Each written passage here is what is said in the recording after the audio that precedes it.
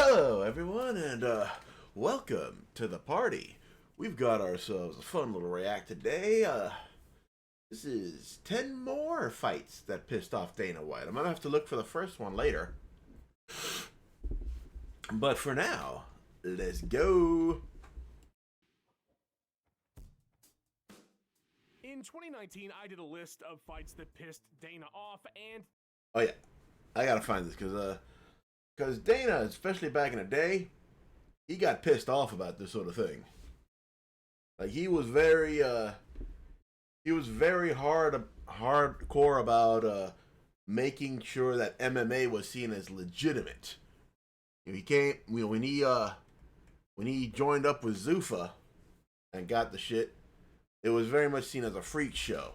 If you ever seen like the first UFC, or the first couple of them, it was an absolute circus. It didn't feel like a legitimate competition at all. And Dana White really worked hard to give it that legitimacy. So whenever the fighters were goofing off or whatever, it really set him off.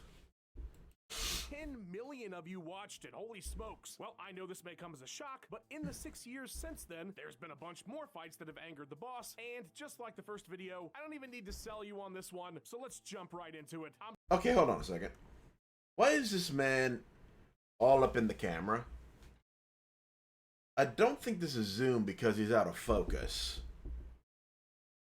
Like, I get that he wants to get a point across, but yeah, staring at a camera, maybe not the best idea to do it. I mean, fuck, I didn't do nothing. And y'all? I don't think so.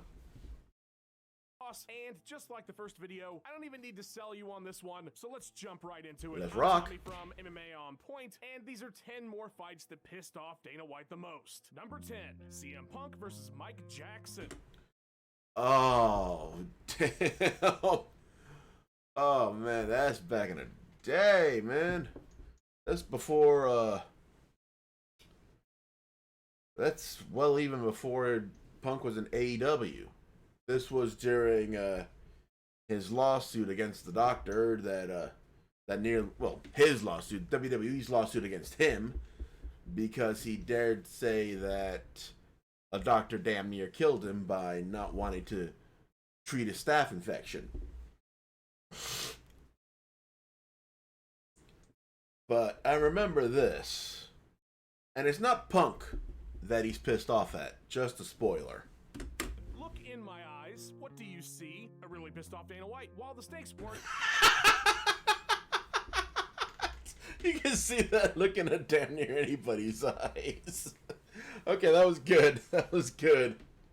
Exactly high in this entry. This is probably the most obviously annoyed that Dana is over any fight that we talk about in this entire video. After the first bout in the CM Punk experiment, it very much looked like we'd seen the last bout of them, in yeah. the CM Punk experiment. But 2 years later, everybody would be in for a big surprise when the UFC did it again. This time against Mike Jackson, who had fought Punk's initial opponent, Mickey Gall, to determine who it is that was going to be Punk's introduction to the sport. The fight was weirdly competitive in the first round, at least a lot more than I remember. After that, though, yikes, 5,000. It was just Phil getting beat up, but not urgently. In fact, so much so that Joe Rogan joked that Jackson had been paid to make the fight go the distance. There just appeared to be little... I'm not sure that would have been completely out of the ordinary. You see, at this point, right now, WWE was looking for any way to fuck this guy over. In fact, a large part of the problem leading up to this fight with Punk is that he had to go to court dates, and that interfered with his training. I mean, at least he won the case, so there's that. But it affected what was already a long shot for him.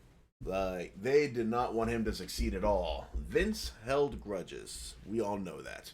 To no desire to finish the bout despite beating Punk up really bad. Afterwards, Dana brought his shovel to the presser for a burial. You get this opportunity to come in and fight CM Punk, and you're doing like bolo punches to the body on top. Never looked like he was trying to finish the fight ever. Right? Looked like he could have finished the fight a few times. I don't know what that guy did for a living before we gave him the shot, but whatever it was, he needs to go back and do that again. Ooh, that's yeah. I think Mike Jackson is feeling it there, and I get where Dana White's coming from. No matter what fight, what part of the fight card you're in, you should give it your best. You should go in there, do absolutely everything you can, try to win it. Jacking off is not a great way to get in Dana's to get in anybody's graces. Just people want a show, give it to them. Like he was trying to milk it to stay on TV longer. Did you get that sense? I got the sense that he's a complete fucking idiot, and I couldn't wait for that fight to end, and I regretted not putting it on Fight Pass. Ooh, that's bad. I regret putting Michael Jackson in there. I'm not calling him Mike Jackson, okay? He's Michael Jackson. Nah, come on now. Nah. Michael Jackson, when he went on the stage, Michael Jackson went balls out. Every performance you ever see of Michael Jackson, if you look at like YouTube videos of concerts and shit, that man put on a show every single time. This dude doesn't deserve to be in the same paragraph as Michael Jackson. Was in fact not the end of his UFC career. He would have 2 more bouts with the promotion 4 years later. I guess time heals all wounds. Number 9. Well, I imagine he had to butter up the boss real good after that abortion of a fight.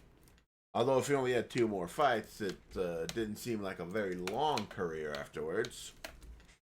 Brendan Loughnane versus Bill Algeo at the end of the Contender Series bout between Loughnane and Al. What the fuck is this dude wearing? No, scratch that. Is that a fucking towel in his underwear? Because that's what it looks like. He's wearing underwear. That's not trunks. Like, the guy on the left is wearing trunks. This dude's wearing underwear. What the fuck? Algeo that Brendan won soundly. Paul Felder mentioned on commentary that on this show, it's not about winning, it's about getting a finish. And boy, oh boy, how right that fiery redhead was. Loughnane's original attempt to get into the UFC came on tough in 2012, where he failed to earn a contract. In the time between then and his Contender Series bout, he'd gone 11-2, won an FCC title, and scored 8 KO TKOs. He was a punchy, kicky guy any way you looked at him, and even joked after the bout that the grappling didn't come so natural to him because he's used to throwing down, which he did quite a bit in the 3rd round, absolutely piecing Algeo up. But then he did something that will piss Dana off from now until the end of time. There was 10 seconds left, and despite beating up Bill for the better part of 5 minutes, Loughnane shot for a takedown, and his fate was sealed. Despite the impressive win, despite the obvious ability and desire to KO his opponents, despite a decent backing in the UK from soccer stars and Tyson Fury, Brennan was humiliatingly denied a contract at the end of the show. You don't come here, you don't fight that type of fight, and you don't go for the double leg with 10 seconds left of the fight. Okay, I don't get it. I mean, dude was clearly up. He's clearly, he's showing aggression throughout the fight, especially in that 3rd round. I'm not entirely sure what the problem is. I guess because he was trying something new with the last 10 seconds? Okay, maybe I could see that, but that seems a little unreasonable. Sat there, mate, and it's like my whole world had just left me. What do you mean I'm not in the US? Like, you give me the hardest fight you could possibly fight. Well, then I get told you're in, you've just got to sit in front of a camera and then get absolutely terrorised on the camera. And then I had to fucking walk out of there, my tail between my legs. When he double-legged, I threw my pen and went, you gotta be shitting me. You wanna get into the UFC? Show me. Don't double-leg when you got 10 seconds left of the fight. Again, I think dude's taking it way too far. It's not like dude hung back in the last 10 seconds or tried to conserve energy or whatever. He's just trying to get a takedown. Sorry, kid, we don't want guys who shoot takedowns in the last 10 seconds. We want guys who point to the mat and throw haymakers until somebody goes night-night. Brendan went to the PFL and won at least $1 million in 2022. Number 8. Well, you know, at least it turned out good for the guy. You know, you can't really complain about a milli. Muhammad Mokaev versus Manel Kape. It should have been one of the hottest tickets in town given everything that preceded it, but Mokaev versus Kape would just flat out suck for the 15 minutes that it existed. Why might fans have expected fireworks? Okay. Well, these two had been assaulting each other for a while. Apparently. Okay, what the fuck is this clip? Look at this. Why might fans have expected fireworks? Well, these two had been assaulting. If they were fighting like that, if these two were fighting like this clip, yeah, I can see where people would get pissed. What the fuck is this? Assaulting each other for a while. Apparently things started after some words and a headbutt from Kape at the UFC Performance Institute. You know how these things go. Then on fight week, there was a big dust-up between the two at the Fighter Hotel where Mokaev sucker punched Kape. Then they got into it at the weigh-ins. They tried to fight each other before their boring-ass fight in the cage even. All that bad blood, and they went out there and had a snooze fest, where even more bafflingly, they acted like best buds afterwards. Sounds like these two might work better in WWE. Like, you could tell that all of that shit, if they didn't really try in the cage, all that shit was a work to sell tickets. Which is what wrestling is supposed to be, right? I think these guys would do very well in a major wrestling promotion. I don't think AEW, because you know these guys don't look like they do a lot of dumbass flips, but yeah, these guys definitely worked. Dana was not surprised, motherfuckers. It was one of those typical kind of fights. We've all seen this before over the years. Oh, I can't wait to get to you. I can't wait to get to you. Oh, I'm gonna fucking kill you. And then 5 minutes and they don't do anything. Dana was further annoyed when a reporter repeated a claim that Mokaev was told by the UFC to change his style or he'd be cut. Uh-oh. Yeah, putting words in the man's mouth, that's a lot more reasonable than getting pissed about a double leg at the end of a fight.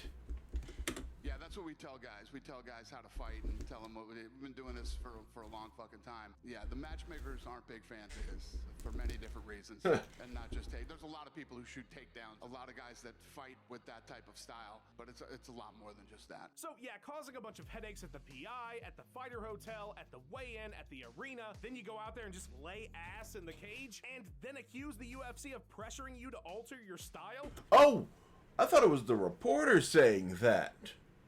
It was this guy. I'm surprised he didn't get cut right there in that conference. Holy shit. I'd have booted his ass too. Safe to say we won't be seeing this undefeated prospect in the UFC again. I think the PFL is going to get a great undefeated guy. Good luck to him. I mean, he's just a guy that did everything wrong. And yeah, I guess you can look back now and regret it, but you did it. Number 7, Rob Dwalishvili versus Jose Aldo. I hadn't watched this fight since it happened until making this video, and truth be told, I think my perception of what this fight was painted by the crowd's reaction to it and by Dana's, which makes this a pretty strong entry. Now look, everybody loves Aldo. The SLC crowd was going nuts for him, and yes, not a ton happened in this one, but if anybody was trying to do something, it was Merab. He went for 16 takedowns and didn't land one of them, but he kept that pressure up all fight. Aldo couldn't do much of anything but try and defend himself. Was it exciting? Not really, no. But well, it sounds like this guy was trying. You know, can't really blame him for that. I mean, that's all you can do is try. At the end of the day, if you win, that's great. But the most important thing is to try.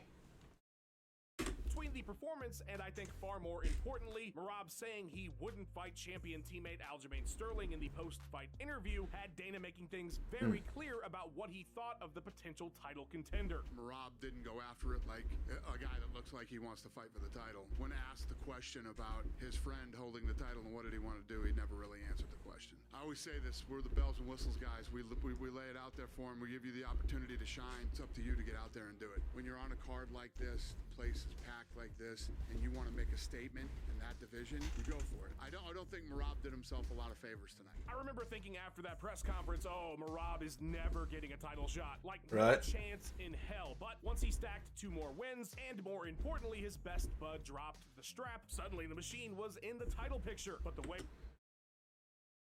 Always. I don't understand that.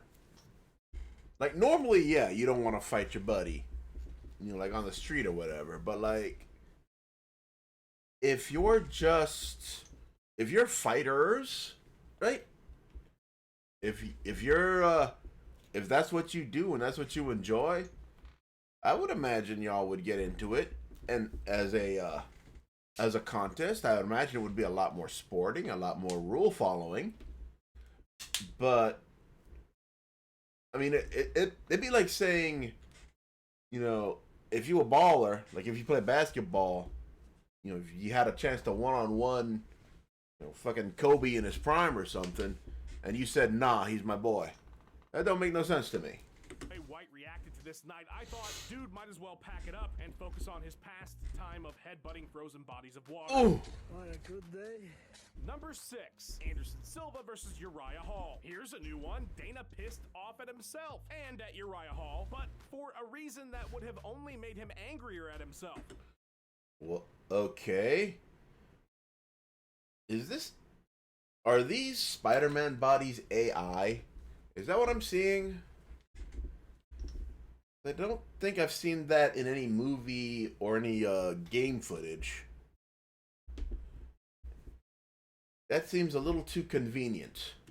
Dana is a complex figure, so because the UFC has contracts that last for eternities, a whole year and a half after his last fight, and 8 years since his last significant victory, Anderson Silva was given one last fight to end his tenure in the UFC That's against nice. number 10 middleweight Uriah Hall on Halloween at the Apex Mid-Pandy. Anyways, I'm gonna go cry in the bathroom. Peace out, homies! Yeah, it was a bummer on paper, and even more so when the horn sounded. It was a pretty uneventful fight with neither fighter throwing much of anything until the very end of the third and start of the fourth, when Hall finished the fight a mercifully quick stoppage. The whole thing was bad vibes all around, and nobody was more pissed at Dana White about the whole thing happening than Dana White. Tonight, I don't feel good about myself that I let Anderson Silva fight this last fight. You fought a guy that has absolutely zero output. You fight any of these other savages, he'll be in big trouble. And he'll take a shitload of punishment. Uriah Hall threw 11 punches in the second round. Uriah Hall is one of the most gun-shy fighters in the UFC. And I made a big mistake. I did something that I disagreed with, and I knew I was right, and tonight proved I was right, and Anderson Silva should never fight again. All right, so to recap, fuck me for letting Anderson fight, fuck Uriah Hall for not hurting Anderson more, and fuck that boring-ass fight. Fair enough. Ew. Dana White's a lot like Vince McMahon. He thinks that he knows everything. He thinks that everything that comes out of his head is perfect and great and wonderful. I mean, that's why he's trying to push this fucking power slap nonsense. But at least to Dana's credit, he's willing to say, yeah, I screwed that up. I totally screwed the pooch on that one. That was not a very good, example of booking for the UFC. I don't think you'd ever get Vince McMahon to admit he was wrong about any goddamn thing. Number 5, Clay Guida versus Gray Maynard. I tell you, the things I do for you guys. You get to sit back on your lunch break or in the bathroom and watch this little video. I have to watch... Well, I can also watch it here on my desktop. Make a little react, have a little fun. The entirety parody of Maynard versus Guida. I never wanted to revisit this fight. I'm probably the only person in Fight Pass history to go back and watch this fight again. And what a bizarre bout. Guida is usually a fan favorite. The dude's been in some absolute battles. He's in the UFC Hall of Fame for that Diego Sanchez fight. And still main eventing an FX card against Gray Maynard, coming off those epic bouts with Frankie Edgar. I think everybody was expecting fireworks. What the fuck is this dude doing with his arms? Like, I know they go into that whole face-to-face thing for a picture, right? Is the dude trying to make his arms blurry so he seems bigger? I'm not sure how that works. Instead, we got the strangest thing I've ever seen. Clay Guida just hopped around in circles for 25 minutes like he was a bunny on Adderall. It is insane to watch, and he never stopped. After the fight, he was running in circles until the decision was read. He was hopping during that too. It was weird as hell. Oh yeah, he's fucked up on something. And even more so because it resulted in a loss. Gray could barely even hit the guy, but he did enough to get the decision. Dana didn't pull any punches for Guida at the post-fight presser. Fight sucked. I had some guys on Twitter and saying whatever, great footwork. This isn't fucking Dancing with the Stars. You can't win a fight by running around in circles. It's not how fights are won. Great. Fair enough. I mean, it's certainly fair to expect some aggression in a fight. To expect some, you know, some chutzpah, some cojones, you know. Try to get in there. If all you're doing is running around, yeah, it's again, you owe it to the fans to try. Maynard was literally running, full speed running, throwing punches. Interestingly enough, that fight would kind of mark the last big one of Clay's entire career. Despite 21 more UFC bouts ahead of him, he'd never main event any card again. Number 4, Jose Aldo versus Mario. Wait, Aldo's back. Wasn't he in an earlier one? Bautista. Been a while since we've had a good old-fashioned Dana White, the official, are ruining the sport moment. And oh, it's gonna be a bad referee issue. look at this, another Jose Aldo fight. Another opponent Dana's not happy with. Well, truly nobody was happy with Aldo versus Mario Bautista, and let's be real here, we'd have been unhappy with any version of an Aldo loss. But this one really rubbed fans the wrong way because a ton of us had that fight for Jose, and it really felt like Mario was stalling all fight up against the cage. Oh, it's not gonna be the ref, it's gonna be the judges. Bautista would have 7 minutes of control time in the fight, but land exactly 5 significant strikes in the clinch. The split decision was not a popular outcome with anybody, nobody more so than Dana, who had plenty to say about the judges, the referee, and Bautista. I thought your judging tonight was atrocious. Felt like I was at a boxing match in Ireland tonight. Atrocious. If you're not... Okay, someone is gonna have to explain that one to me. Boxing match in Ireland. Anybody understand what that means? Because that seems completely out of left field. Is boxing particularly corrupt in Ireland? Like, more so than it is here in America? Let me know in the comments, y'all. Let me get this one. Fuck it. Trying to fight, how do you win the fight? When you can tell that the guy definitely doesn't want to stand and strike and just wants to stall against the fence. The refs, that's their job. They're supposed to see it. When they see it continually happening and that the guy is not trying to win the fight, then you keep breaking them up. Irish boxing catching strays. Bautista hasn't fought since the Aldo bout late last year and recently had a scheduled fight in May moved to June for undisclosed reasons. I have absolutely no evidence at all to support this claim, but in my headcanon, that fight pissed Dana off so much that he's just been stringing Mario along now for nearly a year, despite being on a 6-fight win streak in the promotion, and will be getting a short notice fight with Derek Lewis when his opponent drops out of UFC 316. I'm not sure if I'd go that far. I mean, that's a little conspiratorial. I mean, Dana seems like the kind of guy who'd just drop a motherfucker if he's pissed off, you know? Number 3, Jan Blachowicz versus Magomed Ankalaev. I think this short clip of Dana really sums up his overall sentiment towards what would end up being a big old clusterfuck of a fight between Jan and Ank for the vacant light heavyweight title. Did you have anybody winning in the main event? Did you have it? I don't even know. I started to zone out after like fucking 3 rounds. So, you know, I heard that Ankalaev is upset and whatever. What do you want me to do? You got beat up the first 2 rounds and you took him to the ground. You started. What are you gonna do? All the fights this year have been incredible, right up until this one. tonight. Okay, the only bad fight all year is crazy, but it shows how White felt about it. Now, was the bout boring? I mean, it was not a barn burner, but we've definitely seen worse fights. The real issue was that it was pretty clear that Ankalaev won, but the judges ruled it a draw. Dana didn't care. In fact, he made a rare post-event booking decision about what would happen to the vacant title right there on the spot that had everything to do with how bad he thought that fight was. Glover versus Jamal Hill in Brazil for the vacant title. Is that done? Done. And that is indeed what happened next. As Oh, when your fight sucks so much, dude's like, you know what? We're just gonna have another title match. We're just gonna keep this title vacant for a little while longer, and see if maybe somebody who actually wants it can put on a damn show.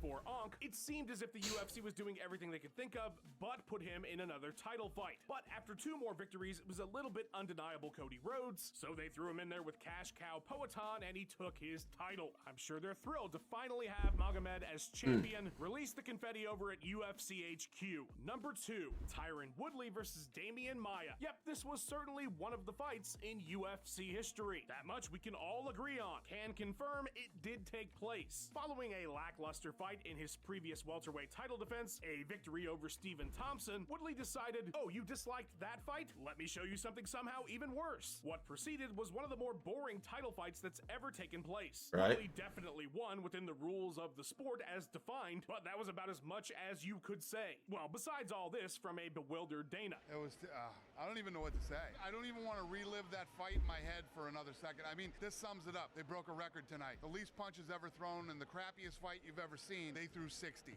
Okay, so it's that. Okay, stupid question. I didn't see this. Was it just them hugging each other? Did they try any takedowns or anything like that? Because a lot of people find